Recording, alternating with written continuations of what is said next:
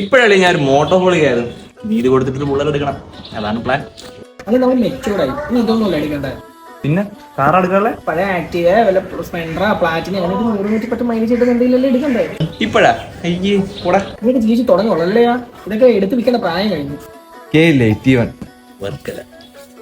നിനക്ക് ഏതൊക്കെ രജിസ്ട്രേഷൻസ് അറിയാം? എനിക്ക് ഓൾമോസ്റ്റ് എല്ലാം അറിയാലോ. ഞാൻ മോട്ടോ ഹോളിക്കായത്. തീയല്ലേ കൂടാ കൂടാ പറ കേക്കട്ടെ. എടാ തമിഴ്നാടാ, TS തെലുങ്കാന സൈഡടാ, TY Pondicherry, Munnar, MN, Chalakudy, CL, Angamaly, AG, Kodaikanal, KD, Wonderla, W അല്ലടാ. അമേരിക്ക. അമേരിക്ക ഉണ്ട്, ഞാൻ കണ്ടിട്ടില്ല. അല്ല രജിസ്ട്രേഷൻ പറഞ്ഞാൽ മതി. AN, എന്നാ ഏമോ AM, കൊല്ലം, KL, ഇപ്പൊ കേരളയോ?